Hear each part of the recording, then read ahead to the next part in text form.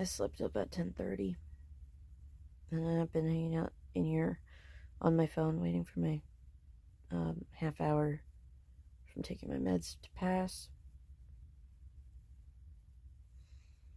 I'm not feeling any worse than yesterday. I just don't want to get up. I haven't been getting a lot of sleep lately. Usually it's about 6 hours, so I'm not surprised. I can't reach the remote from here. And I have a kitty cat trying to attack my feet.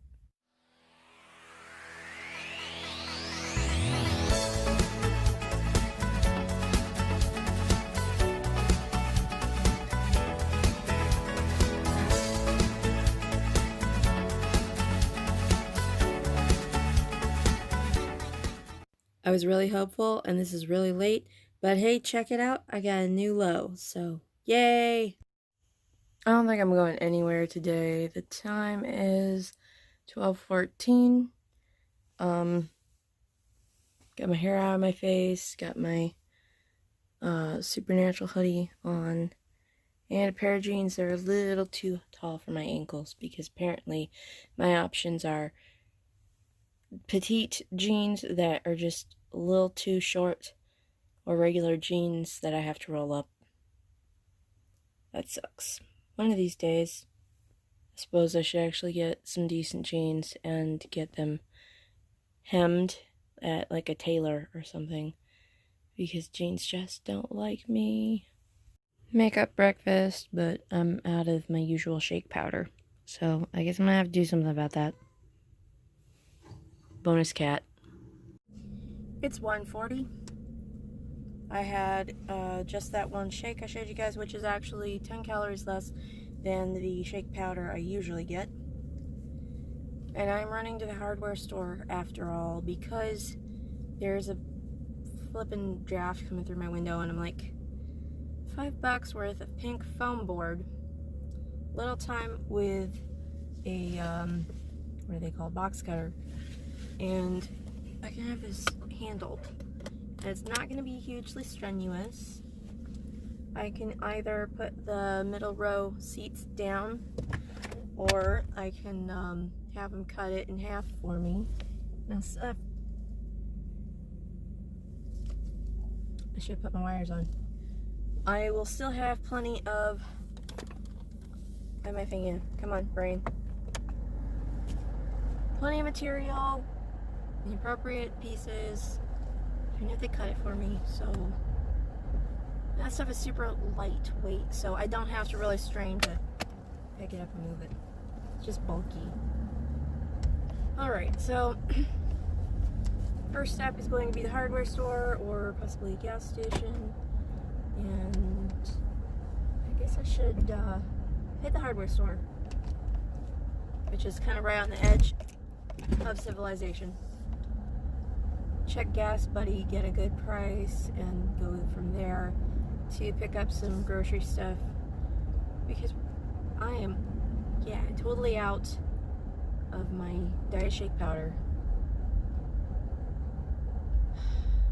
I try to stay stocked up, but it ain't happening. Speed bump.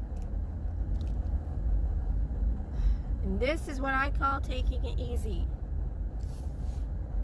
It's coming up on 5 o'clock and I'm barely back to the house, but I threw these together as a cinnamon brown sugar glazed pecan, only I used roughly half and half of the granulated Swerve sugar replacement and the brown sugar Swerve replacement. That wasn't even a whole cup of sugar. Well, fake sugar.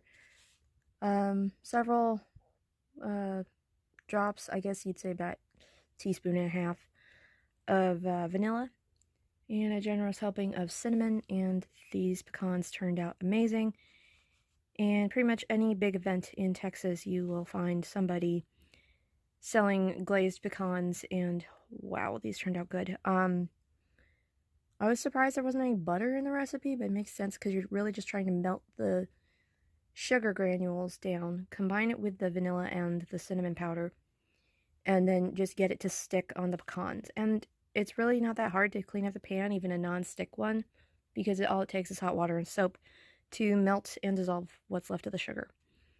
One of the things I was out today looking for was keto / Atkins snacks that are sweet, because my dad is going nuts trying to just stick to pork rinds.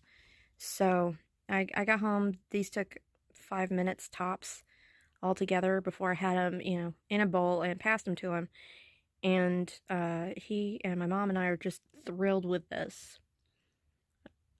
I guess I'll edit so the recipe is kind of copyable in the video, but I'm going to continue to make some adjustments, and if I hit on a real winning option for these, I will absolutely make sure you guys know. This may not look like much, but it's actually slightly overdone enchiladas, which were done with specialty tortillas, which is yet another thing I found at the store today that would work for this. Technically, you need corn tortillas. So the flour ones that I've gotten recently weren't quite what we wanted for enchiladas. These are made with a type of a pea meal, which is really neat. It's 12:26. What a freaking day I have had. Oh my gosh. So much for not leaving the house. This thing over here behind me is a giant flippin' foam board of insulation. It's like a, let's say 4x8 foot board. Yeah, it's like the size of a sheet of drywall. I love going to the hardware store, but man, do things get weird when I do that. The enchiladas, I know I said they were overcooked, but they got forgotten in the oven because I got really exhausted just getting the meat cooked on top of the stove and had to have my mom take over. So we've also had a lot of fun with the front bathroom today. That's the one right next to my room. Due to past plumbing issues, there's places where the floor is not holding up too well, and we're going to have to take the floor apart in there tomorrow. That's going to be a lot of fun, but in order to make space so that we could, realistically do this, I moved out the both over commode shelves and a small white IKEA unit. I've got the little $15 ones, which is actually fantastic. I had to move those out into the hallway. So just outside my door is like my hair care stuff and my toothbrush, everything. So now we've got lots of space, as much space as we can conceivably have in this tiny bathroom to try to rip out the floor tomorrow. And to start that, we're going to have to start with ripping out the toilet. And we're going to do this in stages because the bathtub also has to be replaced eventually. It's currently got a sealed area in the bottom where the plastic, and yes, plastic bathtubs are a thing, has cracked. So I had to get like the high dollar Flex Paste brand tape and cut a super large patch for it. But, if I accidentally step on that area, I can kind of feel it give. Water may not be getting through, but I'm sure that's just a sign that the plastic's not aging well. So manufactured housing, and I've geeked out about this in the past, is really designed to the bare minimum specs for the area in which that manufactured house is meant to be. When they do this, it's basically built to last for about 10 years. This one was built in 1998. So, unless you replace things religiously, these things don't hold up. And we are at the point where several things will fail at once, and they gotta be fixed.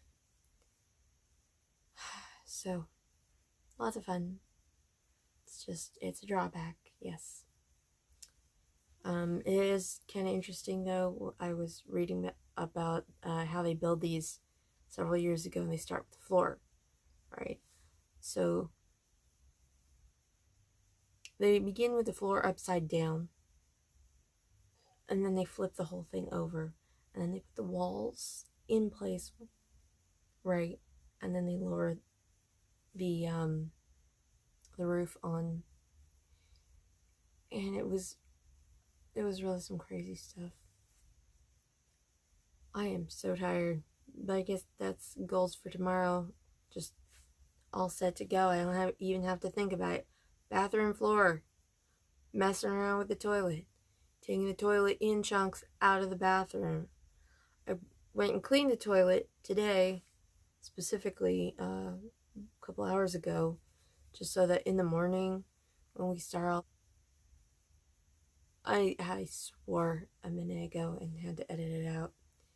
When we start all this super fun adventure that has nothing to do with coming out of the back end of cows,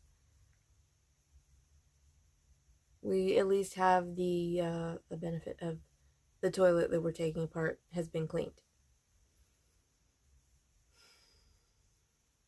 So, super fun adventure. It's 12:30. I gotta get up in the morning, drink copious amounts of coffee, and try to stay focused on tearing apart the bathroom floor.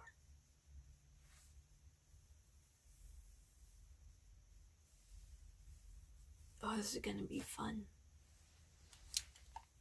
Thanks for sharing my day with me.